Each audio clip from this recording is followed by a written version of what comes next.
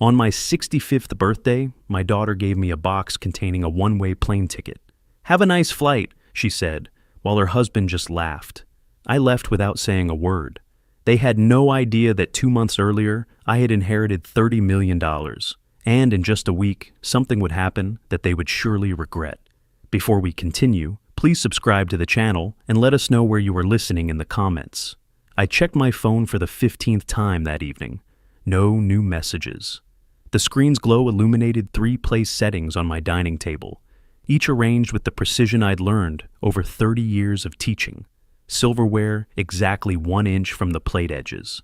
Cloth napkins folded into perfect triangles.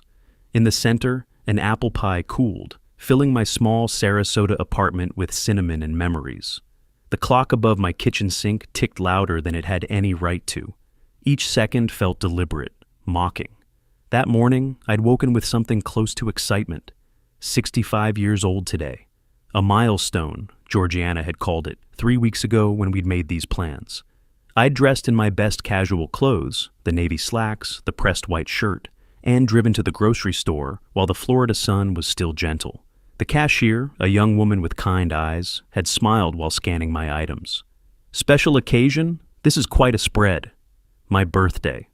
I'd touched the small pin on my collar. "My daughter's coming for dinner." "How wonderful, 65? "Yes, a milestone," she says. She'd handed me the receipt with genuine warmth. "Well, happy birthday. She's lucky to have a dad who bakes."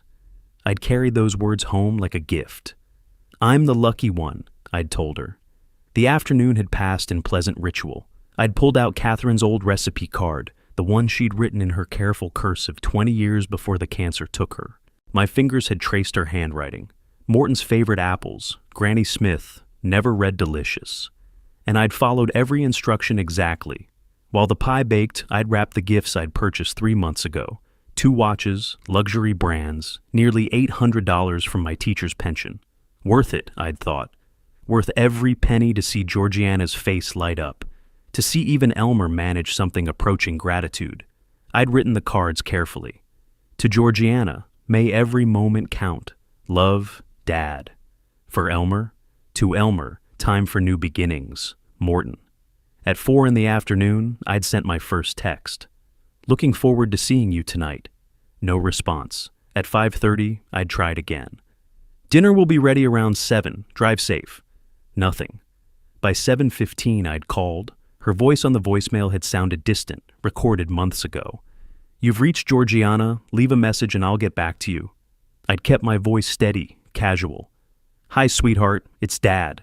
Just calling to check. The dinner's ready whenever you are. No rush. I know you're busy."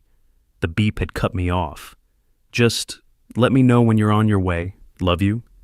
I'd set the phone down, face up beside my untouched plate. "She's just running late," I'd whispered to the empty room. By 9, the food had gone cold. I'd sat there anyway, watching the door, listening for her car in the parking lot. The wrapped gifts mocked me from the side table. I'd adjusted their position twice, as if perfect placement might summon her. At 11:47, my phone had finally buzzed. My hand had shot out, grabbed it, read the message 3 times. "Sorry, couldn't make it. We'll stop by tomorrow." No explanation, no real apology. Just those 8 words, delivered with the casualness of someone canceling a dentist appointment. I'd typed a response. "I waited all day. What happened?" Deleted it, typed again. "Is everything okay?"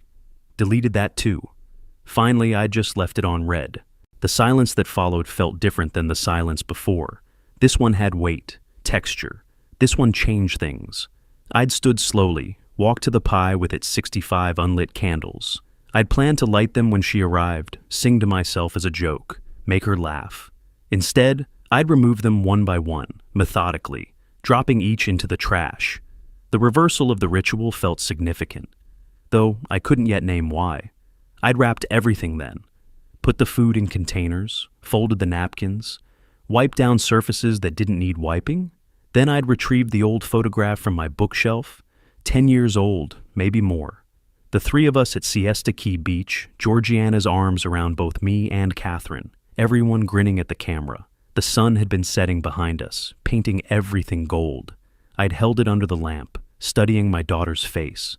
Where had that girl gone? The one who'd begged me to make this pie every Sunday, who'd shown up at my classroom after school just to walk home with me, who'd cried in my arms when her mother died and whispered, "Don't ever leave me too, Daddy." What had happened to us? Or, the thought arrived cold and clear. What had happened to her? I'd set the photo down, face flat on the table, couldn't look at it anymore. My home office was just a converted closet, really. A desk, a filing cabinet, a shelf of books I'd taught from for 3 decades. I'd unlocked the desk drawer with a key on my keychain, moved aside old grade books and teaching awards, and pulled out the manila envelope. Inheritance documents, William Watkins Estate, read the label in the lawyer's printed text. I hadn't opened it in the 2 months since it had arrived, hadn't needed to. I'd memorized the contents. $30 million from my Uncle William's timber business, passed to me as the last surviving Watkins male. The will had been clear, the lawyers insistent. The money was mine, legally and completely. I'd been planning to tell Georgiana tomorrow, had practiced the words. "Sweetheart, we need to talk about something important. Your great-uncle William passed away, and he left us, well, he left me, but really us, something substantial. I'd been planning to give her half. My only child, my everything. I'd carried the envelope to my armchair and sat in darkness, feeling its weight on my lap. $30 million, I'd said to the empty room. 2 months I've had this news. I was going to tell you tomorrow, share it with you. The clock had ticked, the refrigerator had hummed. I was going to give you half, my only child, my everything. But sitting there, holding that envelope, I'd felt something shift, a realization settling into my bones like cold water. You don't see me as your father anymore. You see me as, what? A burden? An obstacle? My hands had tightened on the envelope. Then maybe it's time you learned what you actually lost. I'd placed it on the coffee table, both palms flat on top, and stared ahead until the sun began to rise. Morning light woke me. I was still in the armchair, still dressed, my neck stiff from the awkward angle. The inheritance envelope had slipped to the floor during the night. I picked it up, smoothed its edges, set it back on the coffee table. Every joint protested as I stood. 65 years announcing themselves all at once. The apartment looked exactly as I'd left it. Wrapped gifts on the side table, containers of food in the refrigerator, the pie under its glass dome. Evidence of yesterday's hope, now just debris. I walked to the bathroom, showered, changed into fresh clothes. Khakis today, a polo shirt, nothing special. The mirror showed a tired man, but a steady one. The drive to Bayside took 15 minutes through familiar Sarasota streets. I knew the route by heart, had driven it hundreds of times when the house at the end of it had been mine. 5 years ago, I'd signed the deed over to Georgiana. A gift, I'd thought. Security for her future. A way to say, I trust you with what I built. I parked across the street and studied the property before approaching. The lawn needed mowing, badly. I'd never let it get this long. The sprinkler head near the driveway was broken, water pooling in the grass. The shutters needed paint, white flakes curling away from the wood. And there in the driveway, gleaming like an accusation, sat Elmer's new Audi Q7. $75,000. Easy. Maybe more. I sat in my 15-year-old Honda and made mental notes of everything. Finally, I crossed the street and climbed the 3 porch steps I'd built with my own hands 17 years ago. Before I could knock, the door opened. Georgiana stood there in athletic wear that probably cost more than my monthly grocery budget. Her expression flickered, surprise, then annoyance, then something like forced pleasantness. "Dad, you're here? You said you'd stop by today." I kept my voice level. "I thought I'd save you the trip." She didn't invite me in. We stood at the threshold of what used to be my home, me on the outside. "About last night," she started. "What happened?" "Oh, Dad, work stuff came up, last minute. You know how Elmer's projects are. You couldn't send a message earlier, before 11 at night?" Her irritation sharpened. "I said I'm sorry. We're here now, aren't we?" "Well, you're here." I noted the correction, the slip in her words. "Yes, I'm here." She disappeared inside for a moment, returned with a small box. The wrapping paper was cheap, applied hastily. She handed it to me without ceremony. "Here's your birthday gift, Dad. Sorry it's late." I took it with both hands. "You didn't need to get me anything." "Of course we did. It's your birthday." I opened it slowly, peeling back tape, unfolding paper. Inside was a printed airline ticket, not in a card, not in an envelope, just loose in the box like an afterthought. I read it carefully. Orlando International. Departure. May 17th, tomorrow. 1 passenger, 1 way. Orlando. I looked up at her. 1 week at a resort. Well, the flight there. You can figure out hotels. 1-way ticket, I said quietly. Oh, is it? She blinked too quickly. Must have been the website. You can book the return whenever. The lie hung between us like smoke. Happy flight, Dad. I searched her face for something. Regret, affection, recognition of what she'd just done. Found nothing. Happy flight, I repeated softly. You'll love getting away. You've been cooped up in that apartment too long. Have I? Absolutely. Retirement should be about adventures. Adventures, yes. Footsteps sounded from inside the house. Elmer appeared from the hallway, barefoot on my old hardwood floors. He wore designer jeans and a Rolex that caught the light. $8,000 on his wrist, minimum. Mort, getting a vacation, huh?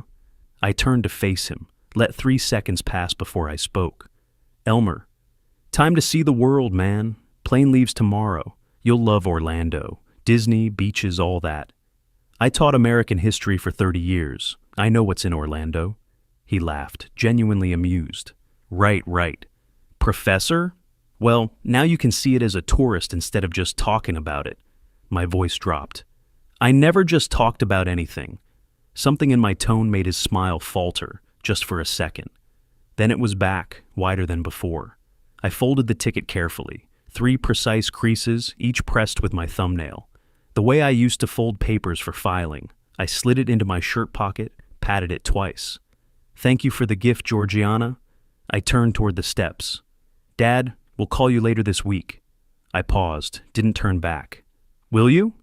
Of course. Have a safe flight tomorrow. Thank you for the gift, Georgiana. You're welcome. Enjoy. I will. I walked down the steps, across the lawn I used to mow every Saturday to my car, each movement measured, controlled. I didn't look back until I was behind the wheel. In the rearview mirror, I saw them still standing in the doorway. Georgiana said something to Elmer. He laughed. My hands gripped the steering wheel. They were trembling, but not from fear or sadness. This was something else, something colder, something that felt like clarity distilled into physical force. I started the engine, checked my mirrors, pulled away at exactly the speed limit. They wanted me gone, believed they'd succeeded in dismissing me, probably thought I'd get on that plane tomorrow, drift away to Orlando, maybe never come back. An obstacle removed, a burden lifted. What they didn't know, what they couldn't imagine, was what I carried in the safe back at my apartment. The envelope they'd never seen. The 30 million reasons they'd just made the worst mistake of their lives. I drove through morning traffic, already thinking 3 moves ahead. They wanted me gone. They'd get their wish. But not the way they imagined. I didn't drive straight home. My hands gripped the steering wheel while I navigated through downtown Sarasota, past the bay where sailboats drifted in afternoon light, along streets I'd known for 30 years. The one-way ticket sat in my shirt pocket like a stone. My mind kept replaying the confrontation. Georgiana's false smile, bright, empty, practiced.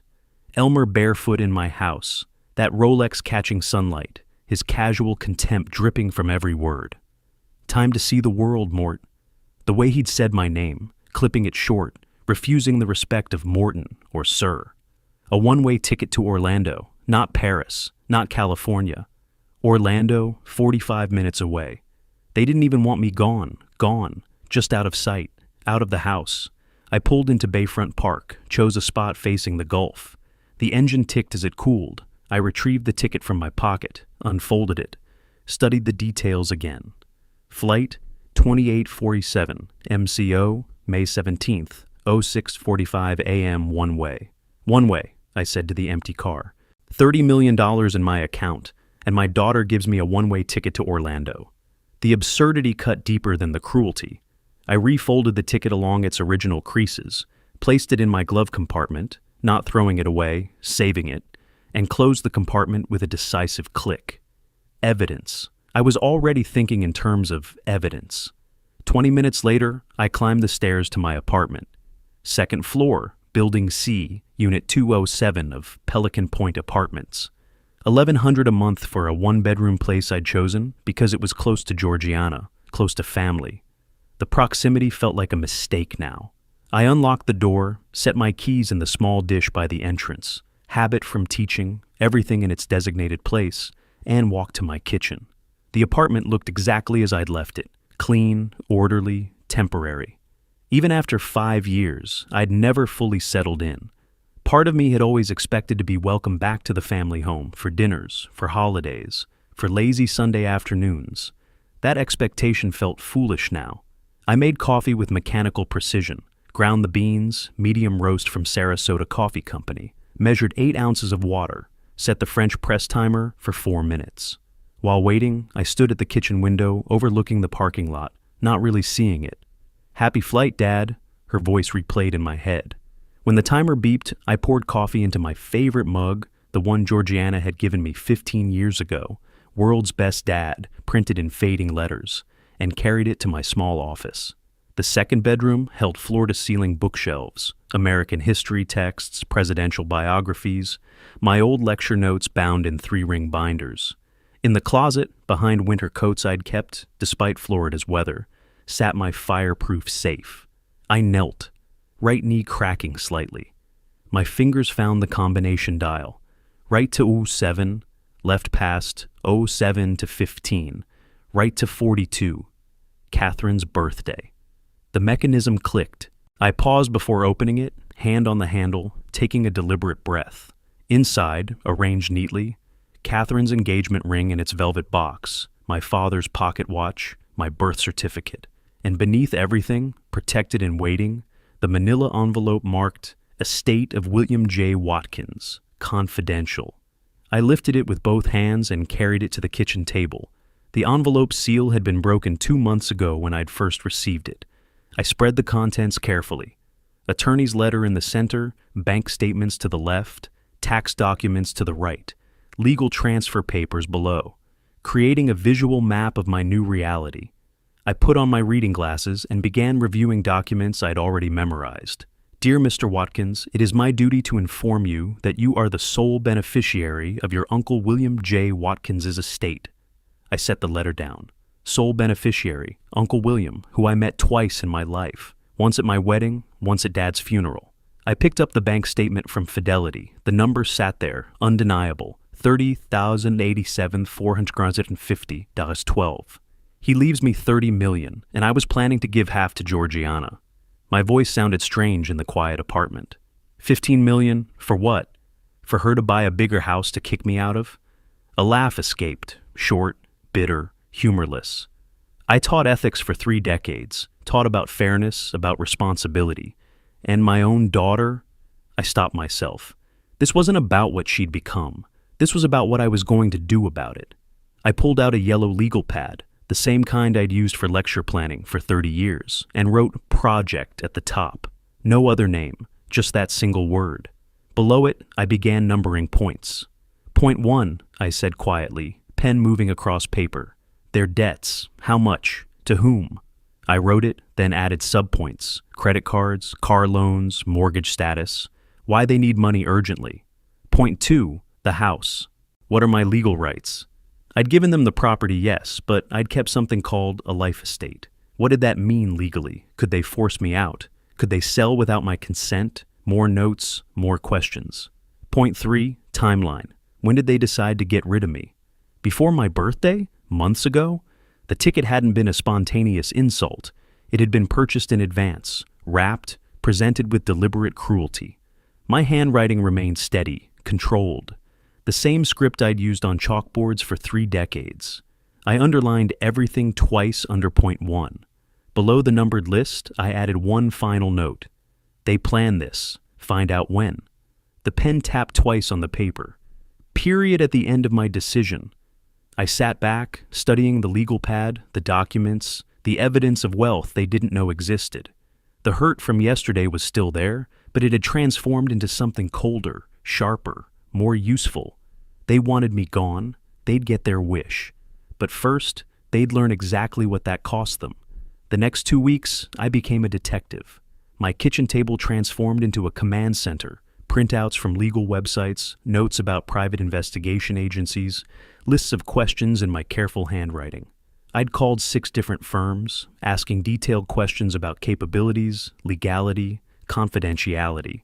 5 were eliminated, unprofessional or too expensive, or something in their voices that suggested corner cutting.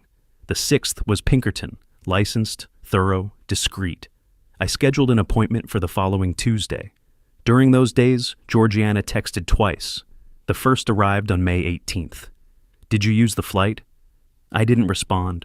The second came 4 days later. "Dad, are you okay? Call me." Again, silence. Let them wonder. Let them worry. On May 21st, I drove to Tampa. The Pinkerton office occupied a professional building near the courthouse. Glass door, reception area with leather chairs, framed licenses on the wall, proving legitimacy. Marcus Webb emerged from a back office right on time. Mid-40s, fit, wearing business casual clothing that suggested competence without flash. His handshake was firm, professional. We sat in a small conference room. I slid a typed sheet across the table. Georgiana's full legal name, birth date, social security number. Same information for Elmer. Their address, my former address, employment details, phone numbers. Webb reviewed the list without judgment. "This is very thorough," he said. "You've done your homework." I was a history professor. Research is second nature. "What exactly are you hoping to find, Mr. Watkins?" I met his eyes directly. "The truth. I suspect my daughter and son-in-law are in significant debt. I suspect they have plans involving property I own. I need facts.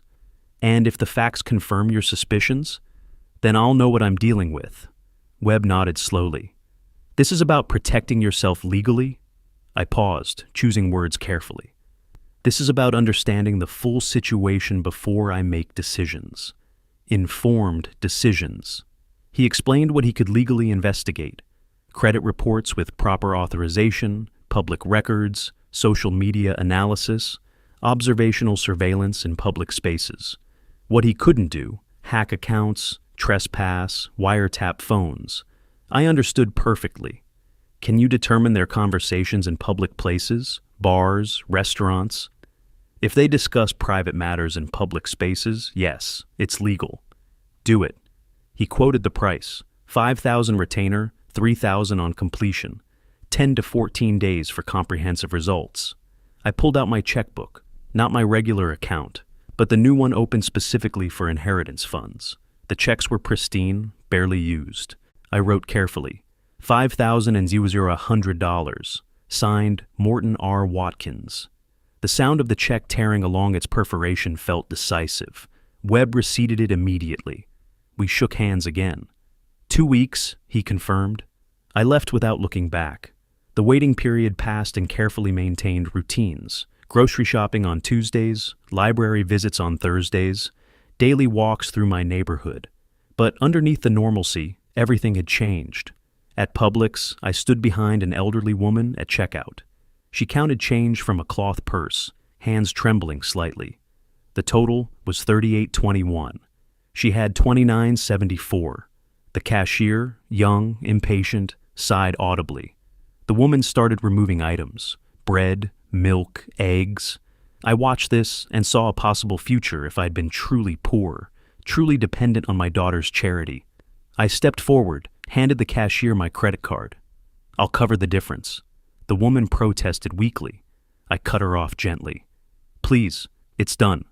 Outside in my car, I sat for 5 minutes processing what I'd witnessed. The casual cruelty of impatience, the dignity required to accept help, the thin line between independence and desperation.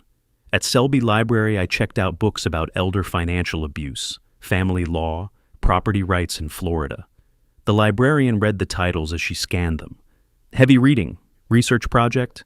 You could say that. Her concern showed in her expression. "Everything all right?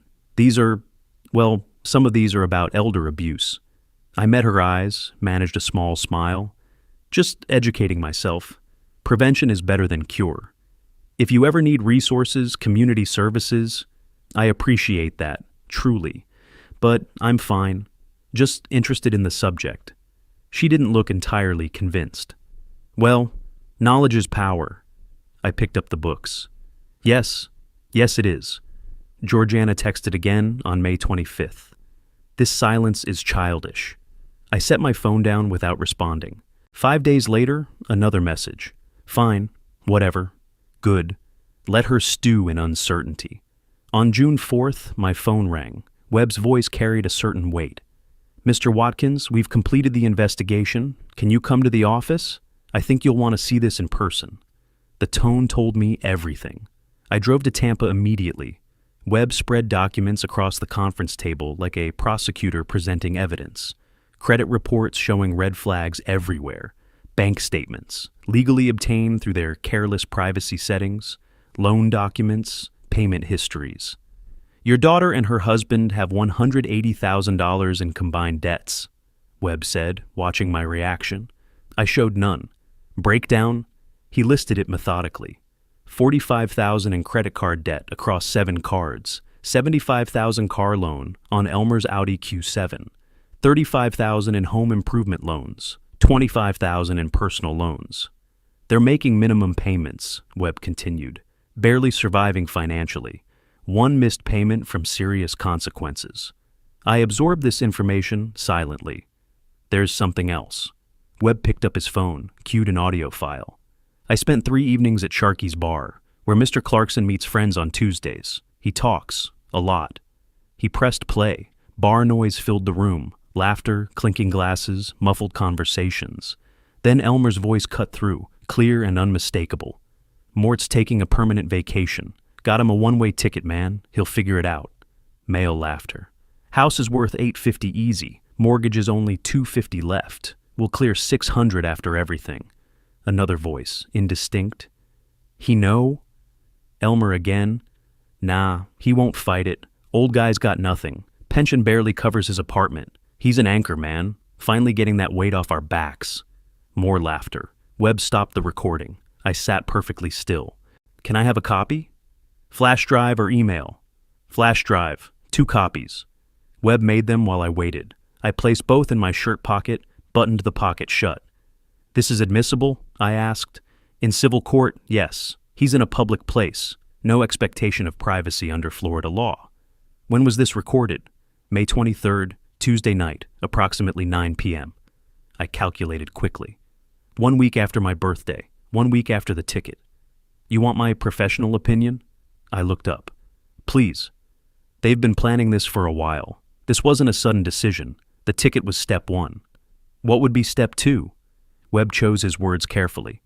Based on their conversations, their financial pressure, their timeline, I'd say they're waiting for you to leave town, then filing to sell the property. They'd argue abandonment, life estate forfeiture. I stood, collecting the dossier, the flash drives, the evidence of betrayal reduced to paper and digital files. Thank you, Mr. Webb. You've been thorough. I pulled out my checkbook again, wrote the final payment, $3,000. At the door, Webb spoke once more. What are you going to do? I turned back, meeting his eyes. Make sure they don't get step 2. In my car, before starting the engine, I allowed myself 1 moment. I placed both hands on the steering wheel and closed my eyes. When I opened them, any remaining doubt had vanished. They hadn't just hurt me. They'd planned to erase me. The recording played in my mind, finally getting that anchor off our backs. An anchor. $30 million in my account. And my daughter's husband called me an anchor. I started the car and drove back to Sarasota with absolute clarity. They wanted freedom from their burden. They'd get it, just not the way they imagined. The morning after receiving Webb's report, I sat at my kitchen table at 7:55, watching the clock. The detective's dossier lay spread before me like evidence at a trial. At exactly 8 o'clock, I dialed. Stanford and Associates, Property Law. How may I help you?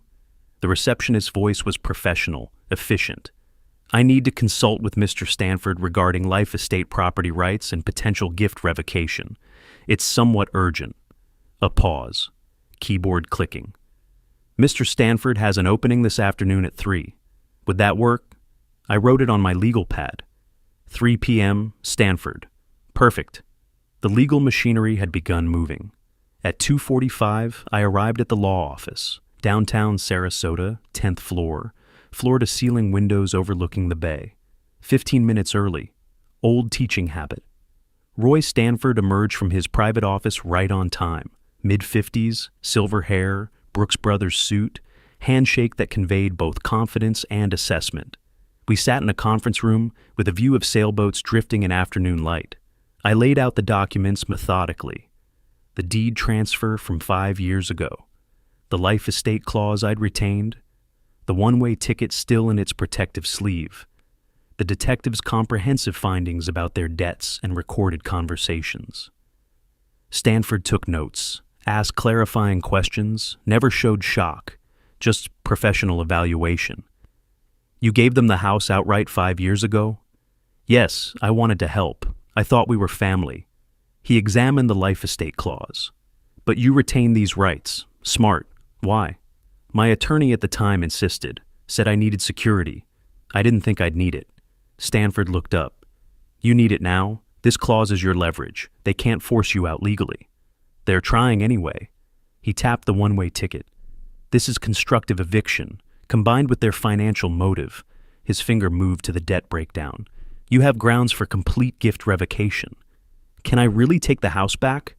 With proper legal procedure and this evidence? Absolutely. He leaned back. The question is, do you want to? I considered my answer carefully. I want options. I want them to understand there are consequences. Stanford nodded slowly. Then he stood, walked to a whiteboard, and drew diagrams. The teacher in me appreciated the method. Life estate means you retain the right to occupy the property until death. They own it, but can't force you out or sell without your consent. Arrows showing my retained power. If you can demonstrate they're constructively evicting you, making conditions untenable, forcing you to leave, you have grounds for revocation. Is a one-way ticket evidence? Combined with their debt situation and stated intention to sell? Absolutely. It establishes motive and action. We spent 2 hours developing strategy. First, establish constructive eviction. Second, prepare revocation documents but don't file yet. Hold them as leverage. Third, change my will immediately. Fourth, protect the inheritance. Stanford suggested something else. There's another option, non-legal but effective. I'm listening. Make the inheritance public. Media interview, local news, talk about your unexpected windfall. I frowned. Why would I do that? Because right now, they think you're powerless. They're waiting for you to leave so they can sell your house. If they discover you have $30 million, understanding dawned. They'll panic. They'll realize they miscalculated. Exactly. It's psychological warfare, not legal action. Perfectly legal. Might even be therapeutic. I felt a slow smile form. They'd see it on television. They would. How they react tells you everything you need to know about their real motivations. The next 3 weeks became a carefully orchestrated series of legal actions. 1 week in, I met with Emily Chen, Stanford's estate specialist. Young, efficient, sharp-eyed. Your current will leaves everything to your daughter Georgiana. You want to change this? Completely. And the new beneficiary? I'd thought about this carefully. A foundation for elder abuse prevention. I'll call it the Catherine Watkins Foundation. Emily's pen paused. Your late wife's name? Yes. She'd have wanted something good to come from this. The amount involved is substantial. Have you considered partial inheritance for your daughter? I met her eyes. She made her choice when she gave me that ticket. I'm making mine now. Understood. I'll draft the documents. This will require 2 witnesses and notarization. Whatever it takes, I want it ironclad. I signed page after page. My hand didn't shake. Each signature was deliberate, firm, final. Blue ink, Stanford's instruction, shows original, not copy. The notary, Margaret Russo, watched me sign the most critical documents, then applied her seal with satisfying precision. The embossed impression looked official, permanent. These are legally binding, Mr. Watkins. Store them safely. I will. At Sun Trust Bank, with Stanford's associate as witness, I opened new accounts and transferred the entire inheritance. $30,087,450.12. The bank manager offered premium services, wealth management, investment portfolios. Just a secure checking account and a high-yield savings account. Simple. With this amount, you could... I interrupted gently. I don't need complicated. I need protected. This money serves a specific purpose. May I ask what purpose? Justice. And eventually, helping people who have been where I am. A pause. Some understanding passed between us.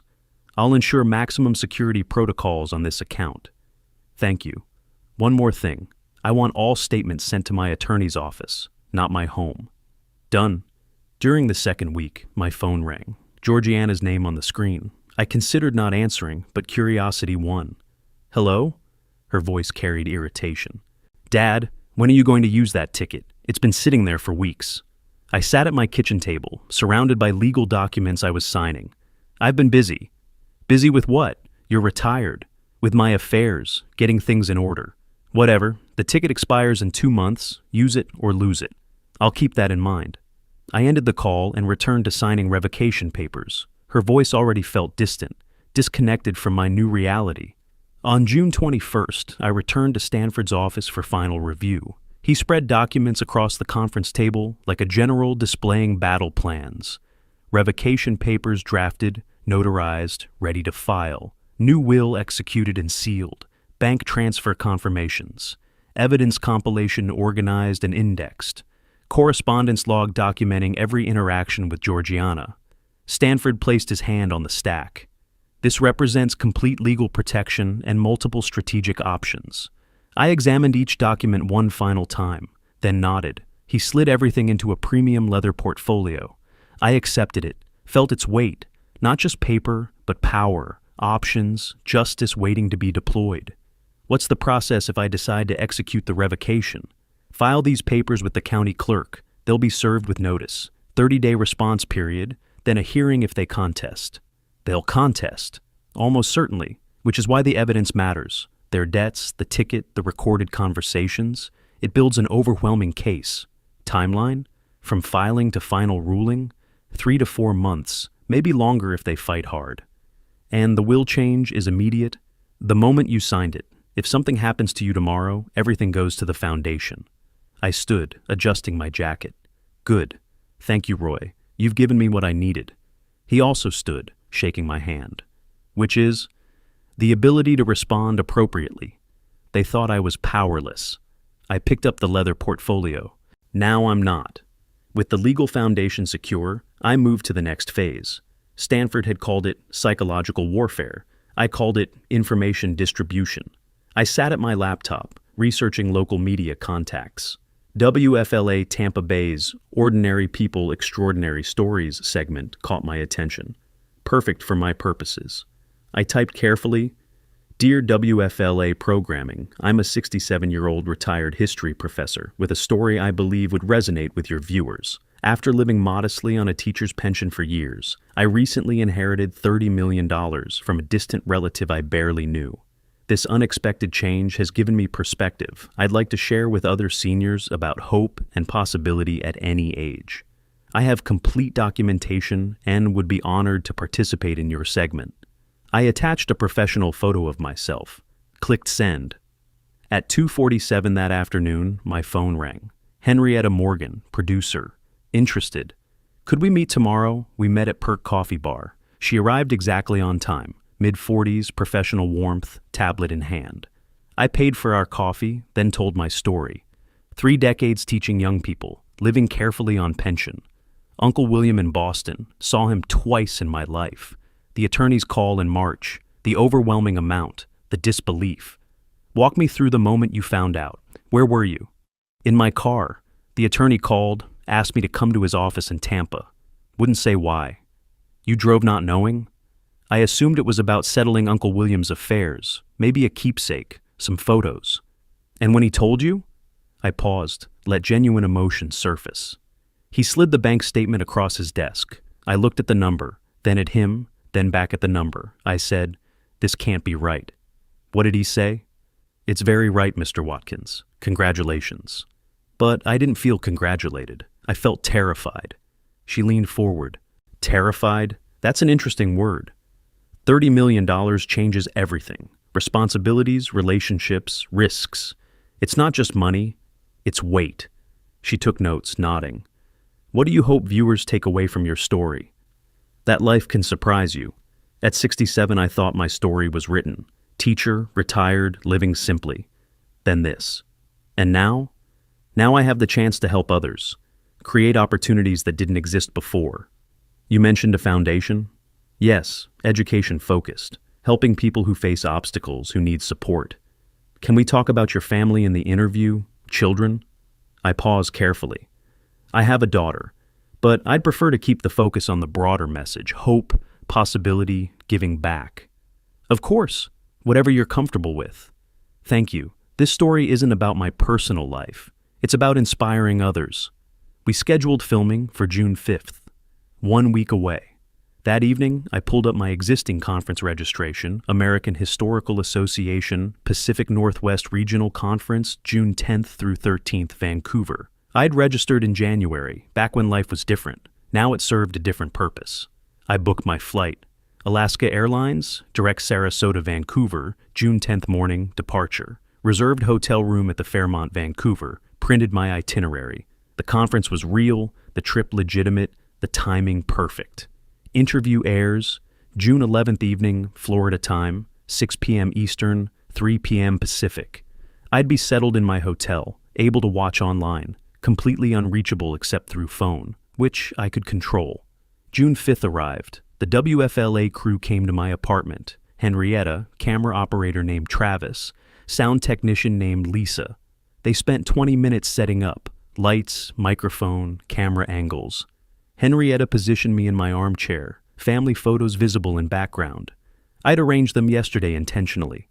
Morton, you taught American history for 3 decades. Did those years prepare you for this? In unexpected ways. I taught about people who faced impossible situations. Depression, wars, social upheaval. They adapted. They found purpose. And you're finding your purpose now? I'm trying. At my age, you realize time is precious. This inheritance isn't just money. It's opportunity to make a difference. What would you say to other seniors watching this, maybe struggling financially? I looked directly at the camera. Don't give up. Life has chapters we haven't read yet. I lived modestly for years, thought that was my story's end. Then everything changed. Your change might not be an inheritance, but there's always possibility. That's a powerful message. It's the truth. I taught history. I know that people are resilient, surprising, capable of transformation at any age. I showed my documents, bank statements with account numbers professionally redacted, inheritance paperwork with notary seal visible, all legitimate, privacy protected, carefully controlled. The filming took 90 minutes. When finished, Henrietta smiled. This will air next Tuesday evening, June 11th. We'll send you a link. I'll be traveling, but I'll watch online. The next 5 days passed in careful preparation. I packed for Vancouver, actually planned to attend some conference sessions, maintaining normalcy. But I also set my phone notifications, bookmarked WFLA's live stream, downloaded their app, tested everything. June 10th, early morning. I drove to Sarasota Bradenton Airport, checked my suitcase, passed through security. At the gate, I texted Stanford. Traveling as discussed, interview airs tomorrow evening, will monitor remotely. His response came quickly. Understood, standing by. If they contact you, I won't answer immediately. Let them process. Let them panic. Psychologically sound. Though as your attorney, I should note you're under no obligation to respond at all. I know, but eventually I'll respond. On my terms, my timeline. Keep me posted. The revocation papers are ready when you are. Thank you, Roy, for everything. I boarded flight AS714, found my window seat, watched Florida disappear below. Tomorrow, everything changed. Today I was just a retired professor going to an academic conference. I checked into the Fairmont, Vancouver that afternoon. Room 1847, 18th floor, city view. Unpacked efficiently. Set up my laptop on the desk facing the window. Tested the hotel Wi-Fi, strong signal. Confirmed WFLA stream worked. Set volume to comfortable level. Positioned my phone on the desk beside the laptop. Charger connected. Pulled up Georgiana's contact, not to call, just to see it there, ready to receive her inevitable panic.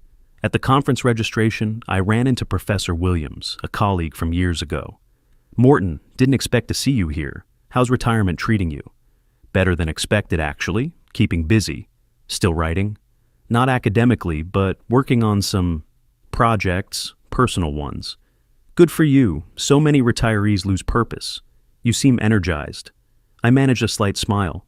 I've found new purpose recently. Unexpected developments. Mysterious, I like it. Dinner tonight?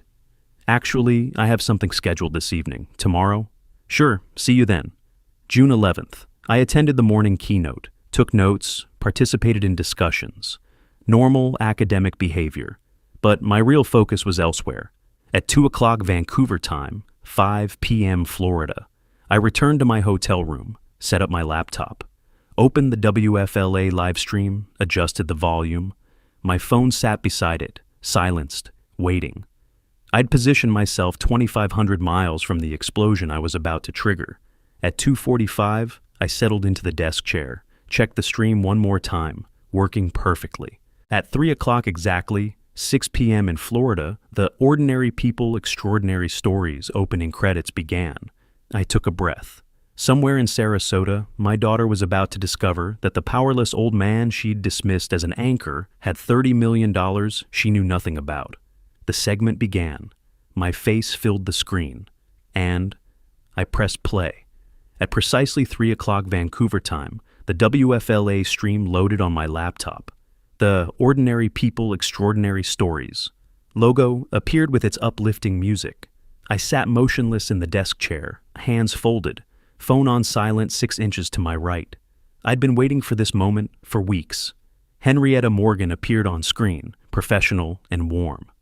Life can surprise us when we least expect it. Tonight's story is about second chances and unexpected blessings.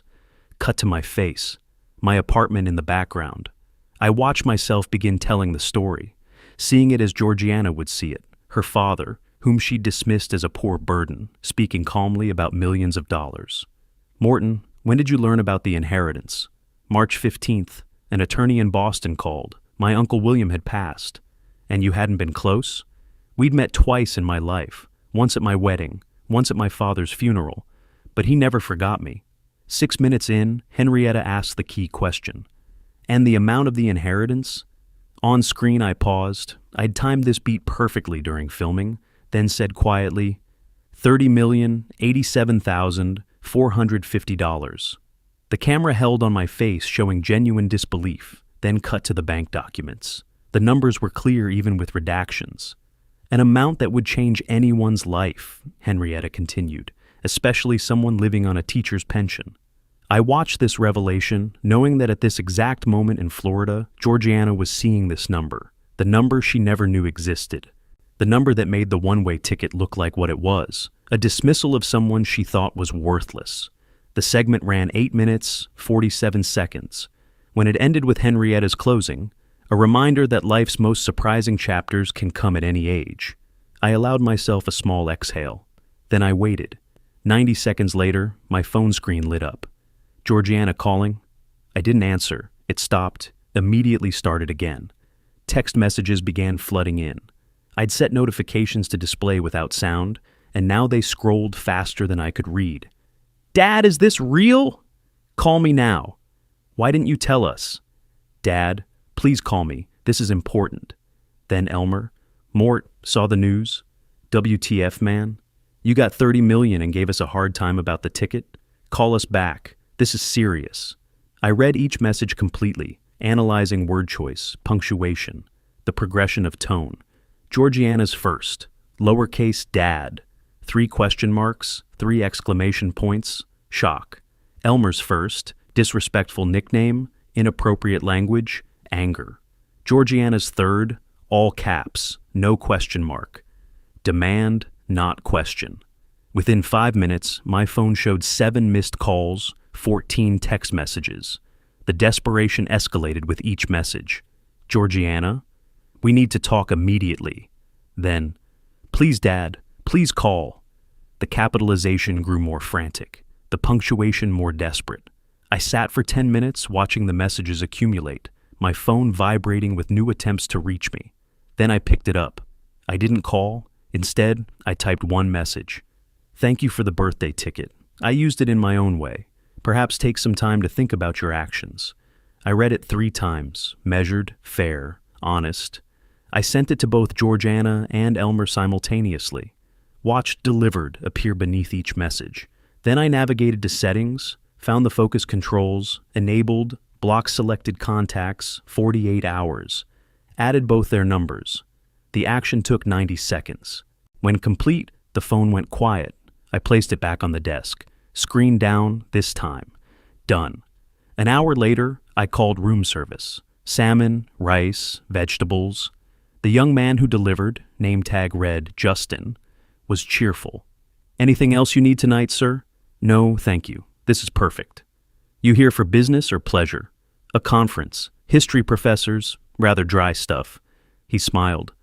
Sounds interesting to me. I'm studying history at UBC, actually. Then you've chosen a worthy path. What's your focus? Pacific Northwest Indigenous history.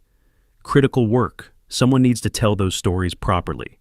That's the goal. Enjoy your dinner, sir. Thank you. Good luck with your studies. When he left, I ate slowly at the desk, fork in one hand, conference program in the other. Reviewing tomorrow's schedule, 9 a.m. keynote, 11 a.m. panel on teaching difficult histories, 2 p.m. discussion on primary source analysis. Normal academic pursuits. Meanwhile, in Florida, my daughter was experiencing a very different kind of education. I finished dinner, placed the tray outside my door, and called Stanford from the hotel phone. Roy, it's Morton, using hotel line. Saw the broadcast online. Well done, professional, compelling. The response was immediate. 7 calls, 14 texts within 5 minutes. Expected. How did you reply? 1 text. Thanked them for the ticket, suggested they reflect on their actions, then blocked them for 48 hours. Psychologically devastating. They can't respond, can't negotiate, can't control. That's the idea. Let them sit with it. No resolution, no closure. When do you return? 3 days. Conference ends the 13th. I'll fly back the 14th. I'll be ready. They'll likely have tried to reach me too. Don't respond yet. Let them scramble. Understood. Enjoy Vancouver. You've earned some peace. After we hung up, I stood at the hotel window. Floor-to-ceiling glass, 18th floor, panoramic view of Vancouver's evening cityscape. I held my coffee cup and watched lights come on in buildings across the city. I was physically in Canada, but mentally calculating what was happening 2,500 miles south. Georgiana pacing her house, my house. Elmer probably drinking. Both desperate to reach me, unable to. The distance felt appropriate, geographic space matching emotional space. I stayed at the window for 20 minutes, occasionally sipping coffee, mostly just existing in the quiet aftermath of the explosion I'd set off. My reflection in the glass showed a man at peace with his choices. Tomorrow I'd attend academic panels about constitutional history. Tonight, in Florida, my daughter was learning what happens when you discard family like trash. I took another sip. The city lights blurred in the window's reflection. Phase 1 complete. I later learned what happened while I watched Vancouver's lights. June 12th, 7 in the morning, Georgiana sat at her kitchen table, my former kitchen, staring at her phone screen. Message not delivered. She'd tried 15 times overnight. Blocked, blocked, blocked. Elmer paced behind her, already agitated. We need to go to his apartment, now. They drove to Pelican Point Apartments, my rental complex. Found unit C207. Elmer pounded on the door. No answer. He tried calling again, still blocked. Next door, Mrs. Patterson emerged from C205, curious and concerned. Can I help you? Georgiana forced a smile. We're looking for Morton Watkins. I'm his daughter. Mrs. Patterson's face softened. Oh, how nice. Morton mentioned you. He's away at a conference this week. Canada, Vancouver, I think. History professors gathering. Georgiana's smile cracked. Vancouver. International, intentionally unreachable. You must be Georgiana, Mrs. Patterson continued. Morton showed me pictures. You were just a little girl in them. That was a long time ago. Georgiana's voice was tight. Do you know when he'll be back? He said about a week. Left Monday. Seemed very happy about the trip.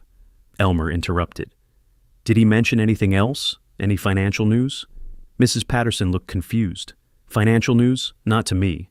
We mostly talk about books. He's such a thoughtful man. That word, thoughtful, made Georgiana flinch. Thank you for your help. As they left, Mrs. Patterson called after them. Should I tell him you came by?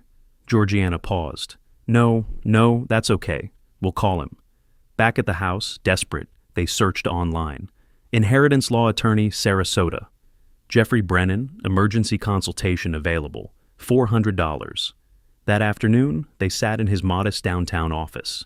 My father inherited $30 million 2 months ago, Georgiana explained in a rush. He just told us via television. We're his only family. What are our rights? Brennan's expression didn't change. He'd heard stranger stories. Are you a beneficiary on his bank accounts? I don't know. In his will? Maybe. I used to be, years ago. Used to be doesn't help. Current will is what matters. He explained Florida law methodically. Inheritance is separate property. Adult children have no automatic claim. Florida law is clear on this. Adult children have no claim to parental assets during the parent's lifetime. But I'm his only child, his only family. Emotional relationship doesn't create legal obligation. If you were a minor dependent, different story. But you're 38, married, employed. Elmer leaned forward. So he can just keep everything, not share anything? It's his money to do with as he pleases. He could give it all to charity, spend it on cars, legally, his choice. What if he dies? Georgiana asked quietly. Then we inherit? Only if you're in his will, and wills can be changed any time. Understanding dawned on Georgiana's face. I don't know if I'm currently a beneficiary. Then you have no guarantees. I'm sorry. That'll be $400. Driving home, Georgiana had a realization.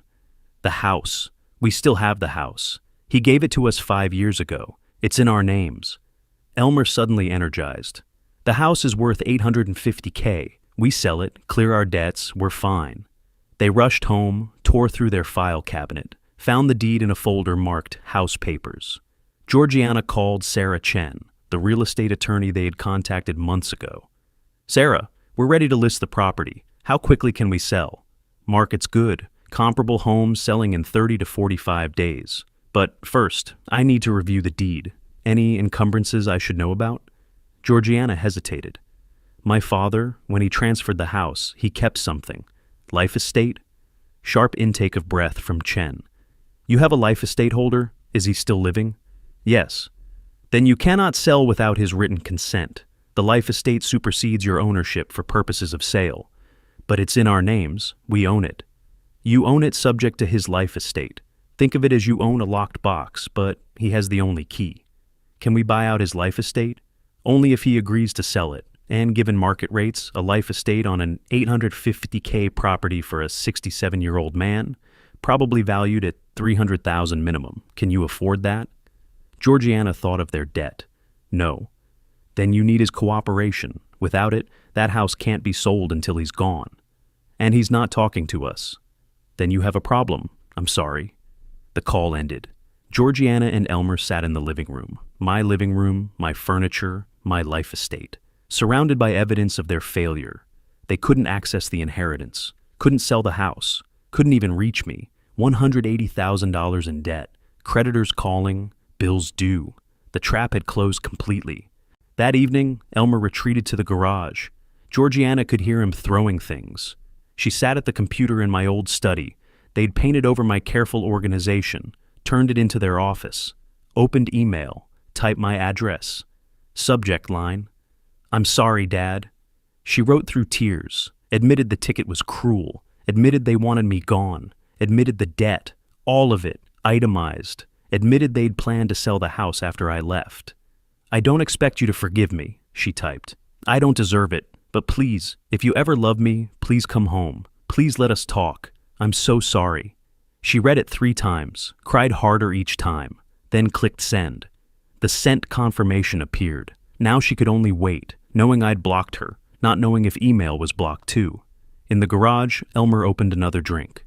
This is your fault, he said when she appeared in the doorway. Your father, your problem. My fault, you're the one who suggested the ticket. I suggested getting him out of our hair. You agreed. You handed him the box. Because you convinced me he was a burden. He was a burden, still is. Now he's a rich burden who won't help his own family. We're not his family anymore, Georgiana's voice broke. We gave up that right when we tried to throw him away. So what do? We're $180,000 in debt, bills due, creditors calling. I'm writing him an email, apologizing. Elmer laughed bitterly. You think sorry fixes this? He went on television, Georgie. He planned this. I know. She wiped her eyes. And we deserve it. She left him in the garage and returned to the computer, checked email obsessively. No response. The house, my house, felt different now. Not theirs, borrowed, precarious. Every room held evidence of my former life. The kitchen I'd cooked in, the study where I'd graded papers, the bedroom where Catherine and I had slept. They'd been living in my generosity for 5 years, mistaking it for their own achievement. Now they understood the difference. Georgiana checked her phone again. 47 attempted contacts. 0 successful. Outside, in Vancouver, I was sleeping peacefully.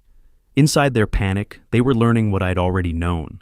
That kindness withdrawn feels like cruelty. That gifts can have conditions. That family is earned, not assumed. And that $30 million changes everything, especially when you don't have access to it. I landed at Sarasota Bradenton Airport on June 21st, pulling my single suitcase through the familiar terminal. The Vancouver conference had been productive. Academic sessions, networking, normal professorial activities. But my mind had been on Florida. On June 13th, after the 48-hour block expired, I'd unblocked their numbers. 47 new messages flooded in. I read everyone, from angry to desperate to pleading. Georgiana's email had arrived June 12th. I read it 5 times in my hotel room, then forwarded it to Stanford via secure email. Dad, I'm so sorry. We were wrong. What we did was cruel and thoughtless. She'd admitted everything. The debt, $180,000, itemized. The plan to sell the house. The ticket meant to get rid of me. Even Elmer's bar conversations, though she didn't know I'd recorded them. I don't expect you to forgive me. I don't deserve it. But please, if you ever love me, please come home. Please let us talk.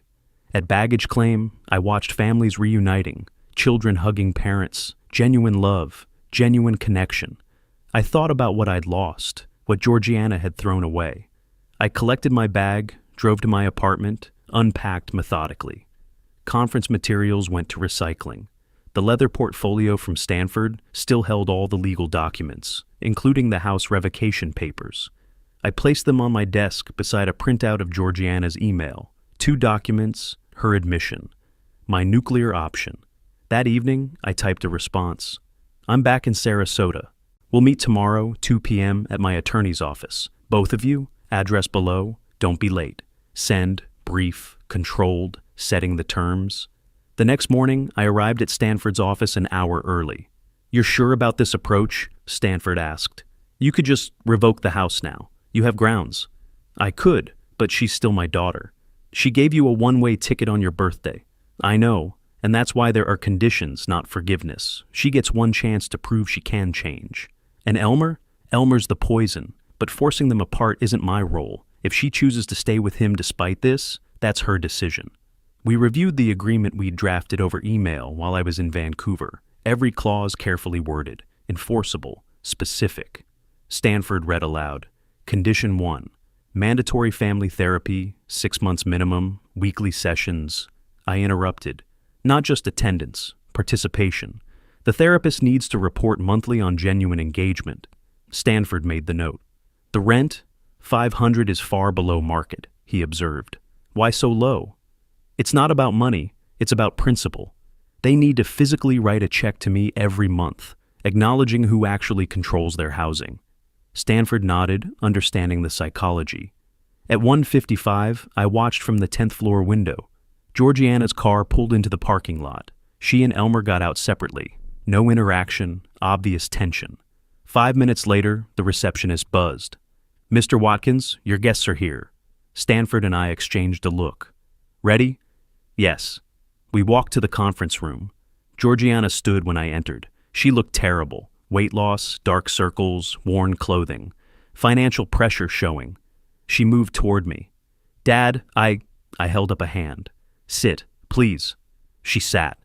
Elmer didn't stand, didn't greet me, just glared. I sat across from them, Stanford beside me. The power dynamic was crystalline. "Thank you for coming," I began. "I received your email, Georgiana." Hope flashed across her face. "Dad, I meant every word. Let me finish." My hand rose again.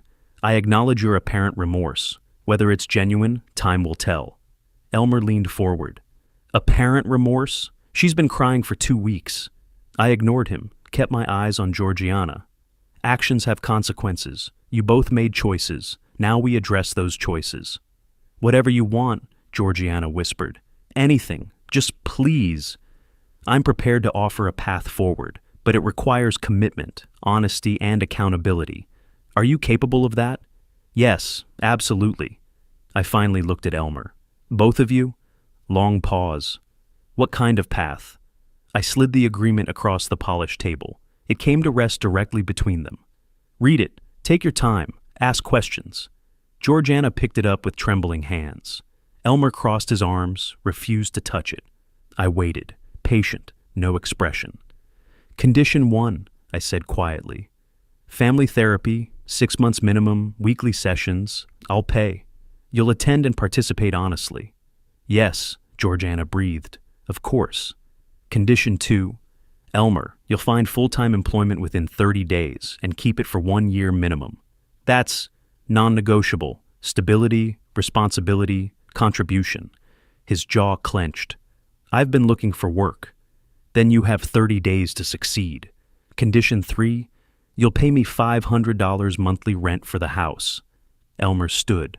"Rent? For our own house?" My voice stayed level. "My house, which I allow you to occupy. The rent acknowledges that reality." Georgiana pulled him back down. "We'll pay it. We will." I continued through the remaining terms: monthly proof of employment, therapy participation reports, good faith compliance with all conditions. After 1 year, if conditions are met, I'll review your financial situation. Consider assistance with your debts. Maybe. Maybe? Elmer's voice dripped contempt. "That's all you get. Maybe, based on genuine change, not performance." "This is humiliating." He slammed his hand on the table. "You're treating us like children." "No." My voice dropped, ice cold. "Children aren't responsible for their actions. You're adults who made adult choices. We gave you a gift, a vacation. You gave me a one-way ticket on my 65th birthday to get rid of me so you could sell my house. That's not... I have recordings of you in a bar, Elmer, telling your friends the old man will be gone soon and you'll clear your problems with the house sale." Silence. His face drained of color. "So, don't pretend this was kindness. It was calculated dismissal. This," I gestured at the agreement, "is accountability." Stanford slid 2 documents forward. Document 1, agreement to terms. Sign, comply, you have a path forward. Document 2, notice of gift revocation. If you refuse, we file today. You're in court in 30 days, evicted in 90. Georgiana reached immediately. Elmer grabbed her wrist. "Don't sign anything yet." They argued in harsh whispers, her desperate, him angry.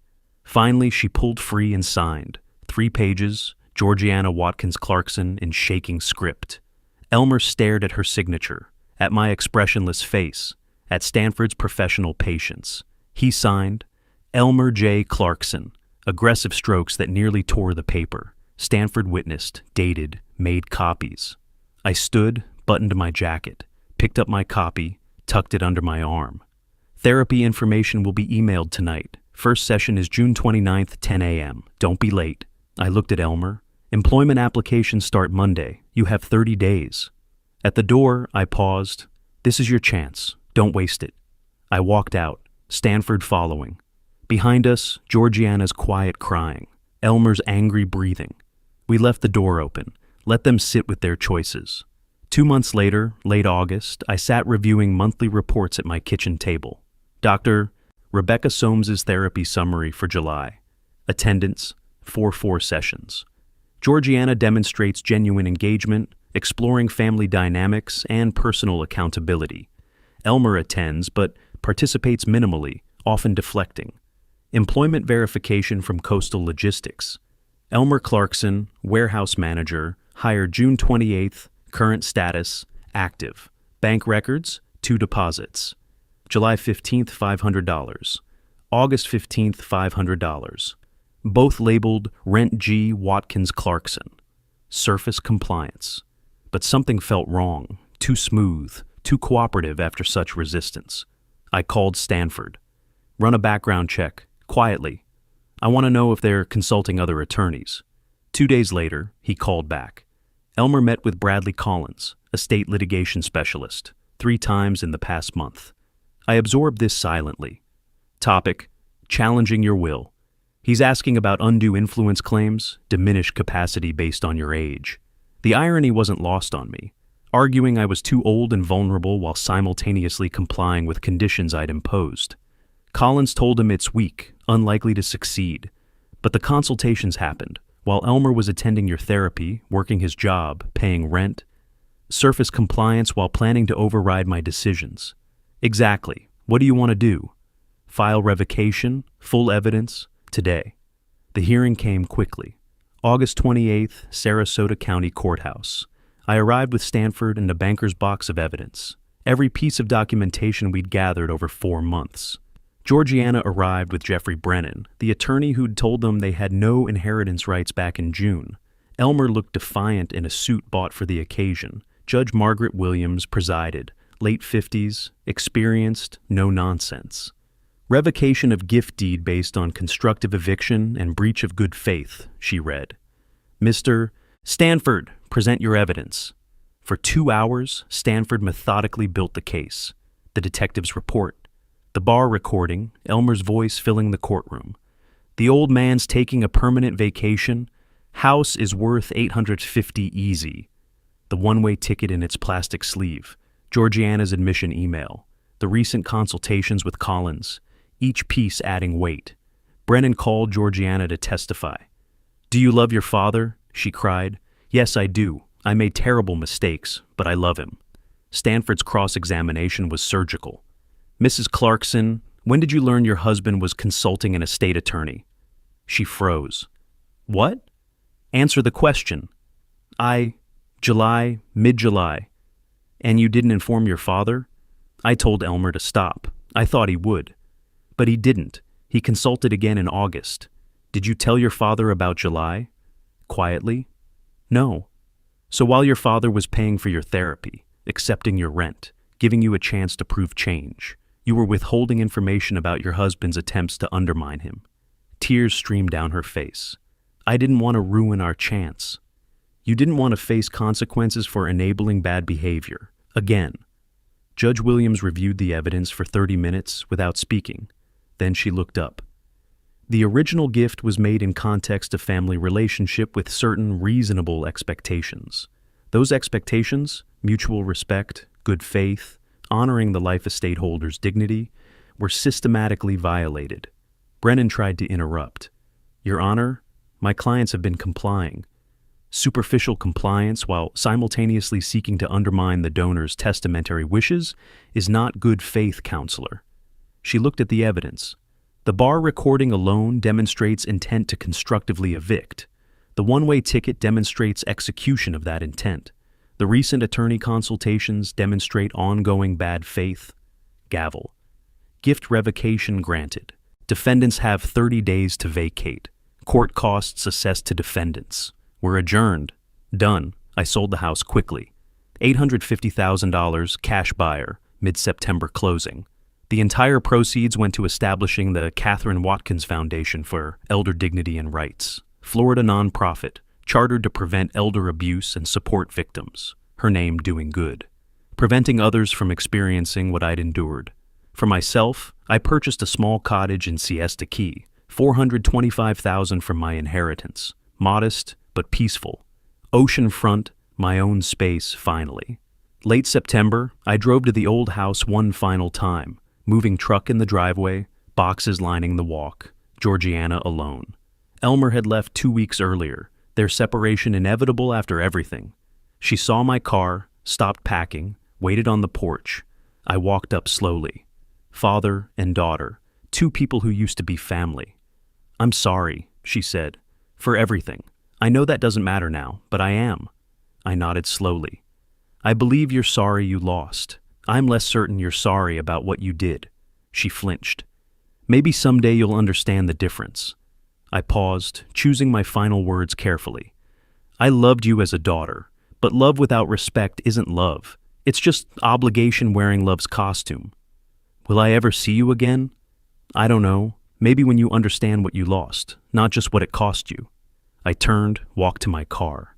In the rearview mirror, she stood on the porch of the house she was losing, finally understanding what she'd thrown away. I drove to my new cottage, oceanfront, peaceful, alone.